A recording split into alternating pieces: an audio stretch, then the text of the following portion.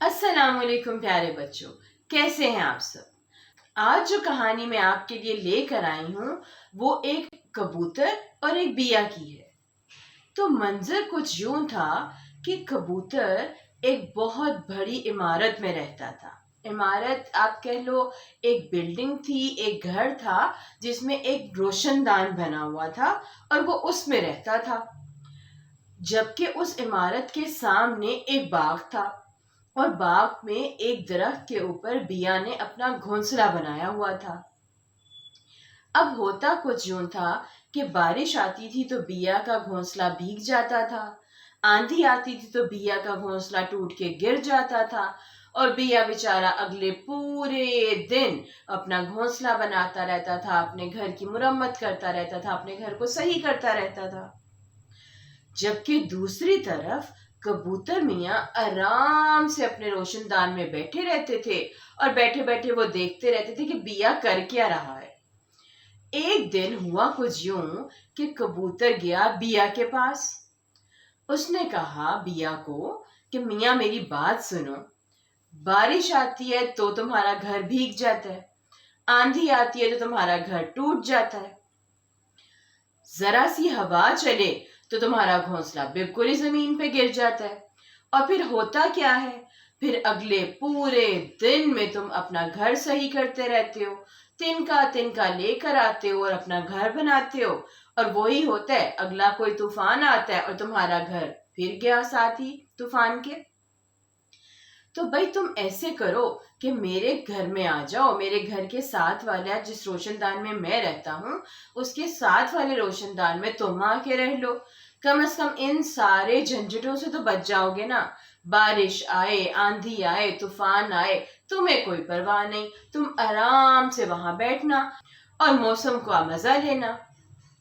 بیا نے کبوتر کی ساری بات بہت تحمل سے سنی، آرام سے اس کی ساری نصیحت کو سنا، اور پھر اس نے کہا کبوتر میاں بات تو تمہاری صحیح ہے اور میں تمہارے مشورے کی عزت بھی کرتا ہوں، اور مجھے اچھا لگا کہ تم نے میرے متعلق اتنا سوچا اور میرا خیال کیا، لیکن میرا خیال ہے کہ اللہ تعالیٰ نے مجھے گھر بنانے کا ہنر دیا ہے۔ اللہ تعالیٰ نے مجھے بتایا ہے کہ مجھے اپنا گھونسلہ کیسے بنانا ہے، اور مجھ میں اتنی طاقت ہے کہ میں اپنا گھر خود بنا سکوں، اپنے لیے خود محنت کر سکوں۔ تمہارے گھر کا کیا پتا، تم ایک روشن دان میں رہتے ہو، وہ تمہارا تو نہیں ہے، وہ تم تو کسی اور کے گھر کے روشن دان میں رہ رہے ہو۔ کبوتر کو بیا کی یہ بات بہت عجیب لگی اور اس نے سوچا کہ بیا تو پاگل ہے، اس کو چھوڑو اس کے حالوں میں، یہ بناتا رہے اپنا گھر، میں تو جا کے مزے سے اپنے گھر میں رہوں گا۔ اور وہ جا کے اپنے گھر میں رہنے لگ گیا۔ بیا اب ادھر اپنے گھر کی مرمت کر رہا تھا، جبکہ جس عمارت میں کبوتر رہتا تھا وہاں سے ٹھک ٹھک ٹھک ٹھک کی آوازیں آنا شروع ہو گئیں۔ تھوڑی دیر کے لیے تو کبوتر نے سوچا کہ کوئی آیا ہوگا، گھر میں بچہ شرارت کر رہا ہوگا، اور آرام سے بیٹھا وہاں پہ اپنے روشن دان میں وہ سوتا رہا۔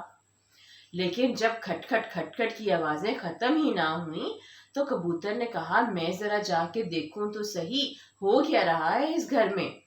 لیکن جب وہ وہاں گیا تو اس نے دیکھا کہ وہاں تو بہت سے مزدور آئے ہوئے ہیں اور وہ سب اس گھر کو گرا رہے تھے۔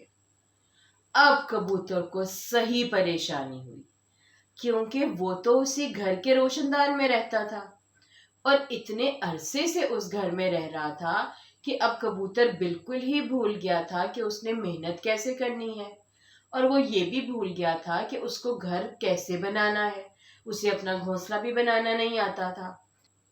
اب وہ پریشانی میں کبھی ادھر اڑ کے جائے، کبھی ادھر اڑ کے جائے۔ اب دوسری طرف باغ میں بیٹھا بیا کبوتر کی حالت کو دیکھ رہا تھا۔ پھر بیا نے تھوڑی سی ہمت کی اور اس نے کہا کبوتر میاں کیا ماجرا ہے، کیوں اتنے پریشان ہو؟ کبوتر تو بہت پریشان تھا، اس نے تو شکر کیا کہ اسے کوئی مل گیا جو اس کی پریشانی والی بات کو سن لے۔ اس نے کہا بیا بھیا میں کیا کروں، میں تو جس گھر میں بلکہ آپ کو کہہ رہا تھا کہ آ کے رہیں وہ تو میرے سے بھی چھوٹ گیا۔ اس نے بیا نے پوچھا آخر ہوا کیا ہے، اس نے کہا وہ تو گھر گر رہا ہے، اس کو مزدور آ گئے ہیں، اس کو توڑ رہے ہیں، جب وہ سارا گھر توڑ دیں گے تو روشن دان کہاں بچے گا، پھر میں کہاں رہوں گا۔ بیا نے کہا کبوتر میاں تم اپنا گھونسلہ بناؤ، اتنا بڑا باغ ہے، اتنے زیادہ پیڑ ہیں، اپنا گھونسلہ بناؤ اور مزے سے رہو، وہ تمہارا اپنا گھر ہوگا، جیسے مرضی تم اس کو بنا سکتے ہو، جیسے مرضی اس کو تم بڑا کر سکتے ہو، چھوٹا کر سکتے ہو، تمہاری اپنے ہاتھ میں ہوگا۔ اب کبوتر اس کو کیا بتاتا کہ اس کو تو گھونسلے بنانے کا طریقہ ہی بھول گیا تھا۔ پھر اس نے خیر ڈرتے ڈرتے اس نے بیا کو کہا کہ بیا بھیا بات یہ ہے کہ اب تو میں بھول گیا ہوں کہ گھونسلہ کیسے بناتے ہیں۔ اوہو، پھر تو بیا کو صحیح پریشانی ہوئی، لیکن بیا جو تھا اس کو تو پتا تھا گھونسلہ کیسے بناتے ہیں۔ اس نے کہا تم پریشان نہیں ہو، میں تمہاری مدد کر دوں گا اور تم کسی درخت پہ آؤ اور اپنا گھر بنا لو۔ تو کبوتر کو اندازہ ہوا کہ جب وہ پہلے کہتا تھا کہ روشن دان محفوظ ہے اور میں اس عمارت میں رہوں گا، اور بیا تو پاگل ہے، وہ پتہ نہیں کیوں اس در رہتا ہے اور روز اپنا گھر بناتا ہے، تو تب اس کو اندازہ ہوا کہ وہ یہاں پہ غلط تھا، اور تب بیا نے اس کو ایک بڑا اچھا پیغام دیا۔ اس نے کہا کہ ہمیشہ اپنے قوت بازو پہ یقین رکھو، کبھی کسی پرائی چیز پہ مان نہیں کرنا چاہیے۔ پیارے بچوں، آپ کو میری یہ کہانی کیسی لگی مجھے ضرور بتائیں، اور کمنٹ میں یہ بھی بتائیں کہ آپ آگے کون سی کہانی سننا چاہیں گے۔ اپنا بہت سا خیال رکھیں، اگلی کہانی کے ساتھ ملتے ہیں، تب تک کے لیے اللہ حافظ۔